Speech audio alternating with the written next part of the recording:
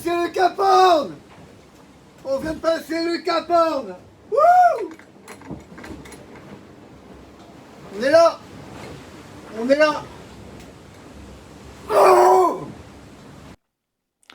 It's Friday the 10th of January in the Vendée Globe, the skipper's 61st day at sea.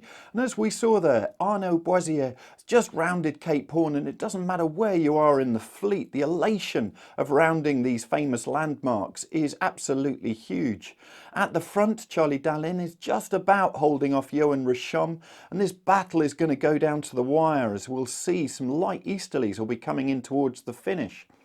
We hear from Conrad Colman, who is using a low pressure system to make his way north past the Falklands, and his group is actually catching up the group just in front, and we'll see that on the tracker. Sam Davies has done incredibly well. Her and Clarice Kramer, they were stuck the wrong side of a light wind band all the way back near New Zealand, but they are catching right back up to the top 10. I then talk with Paul Knox-Johnston, whose uncle famously back in 1968-69 in the Golden Globe race rounded the globe in 312 days. And it is incredible to think that the leaders, both Dalin and Richomee, could be finishing this race in 66 days. And so how the technology has progressed, we look then at the tracker, the leaderboard and the PredictWind options for Dalin as he makes his way towards the finish line. And then also Dee Caffari talks with Alan Roura, who's having a fantastic time of it and making gains himself. Oh, look at that! A rainbow! That's nice. And some more black clouds. Let's see how this front plays out.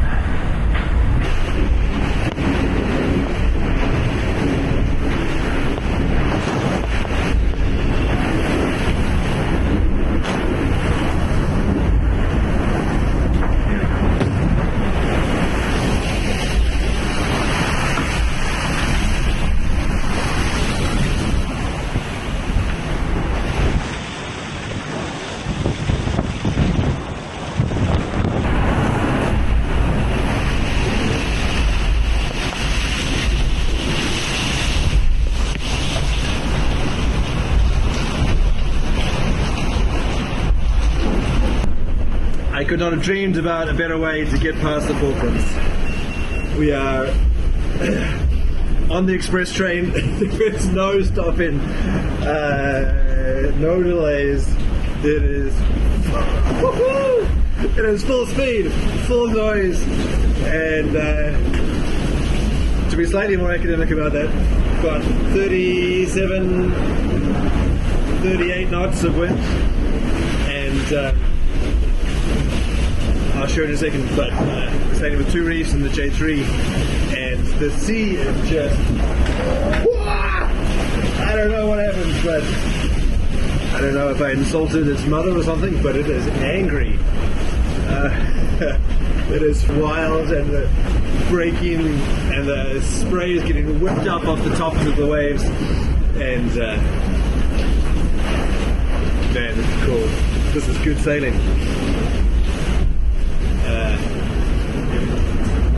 I sometimes say that the Vendée Globe is like alpine skiing. You try and spend as much time going downhill as you can and as little time in the chairlift. And normally in going past the Falklands, you're in the chairlift. You're going upwind slowly, all that sort of way. And here we are still in full flight, downhill, double black diamond. This is awesome.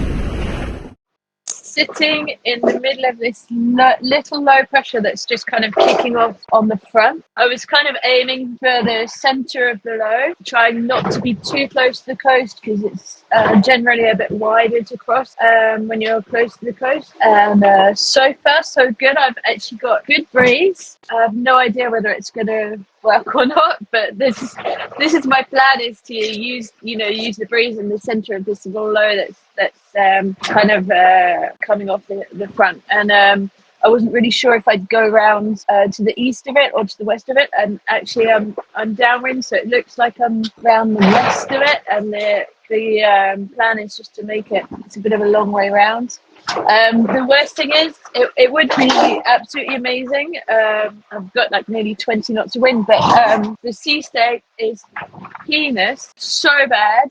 I can't speed up at all because I've got these massive waves right on the nose, and the boat is just slamming so badly. So the sea state's what's limiting me, and obviously it's the upwind sea state that I'm seeing. But I've still got the old winds, the old downwind winds with me, and so that's kind of really annoying, but just kind of making slow progress the best I can, trying not to destroy everything with this really, really, really violent sea state.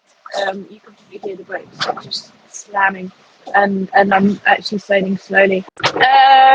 So yeah, we'll see. I had a meeting yesterday with Paul Knox-Johnston, and we quickly got into talking about the Vendée Globe, which he's been following avidly.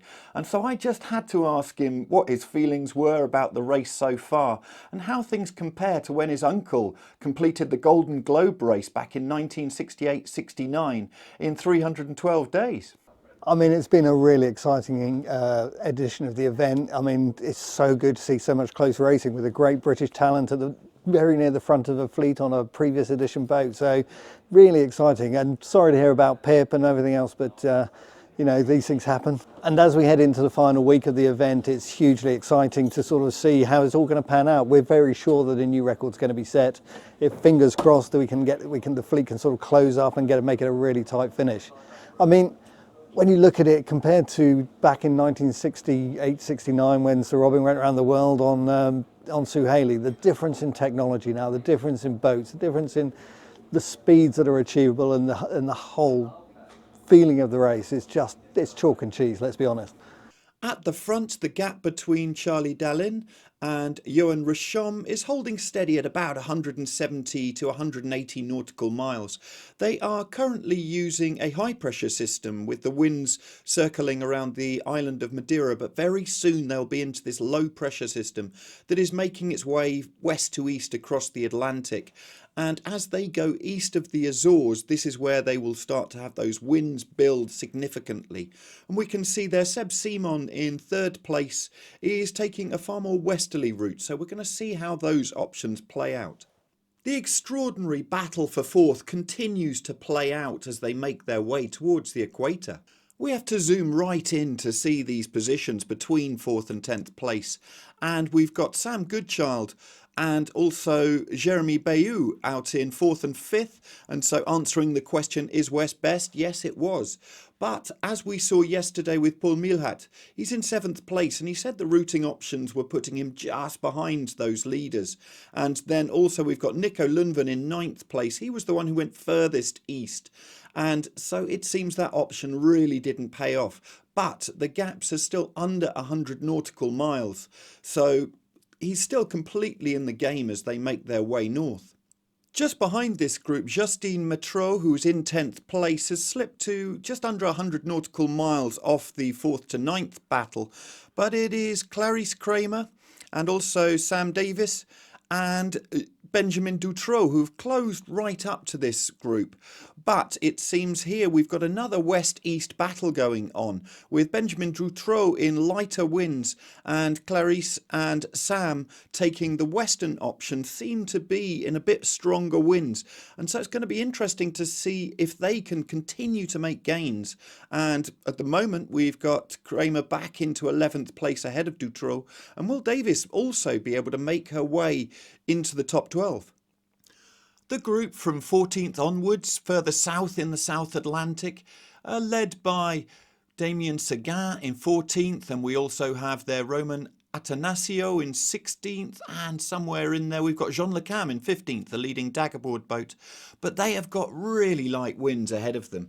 And it is this group that we can see from 18th onwards, led by Giancarlo Pedote. We can see in 18th who are using this low pressure system, which came across them as they went past the Falklands, who are going to really close up with them. And so this is going to become a very, very tight pack.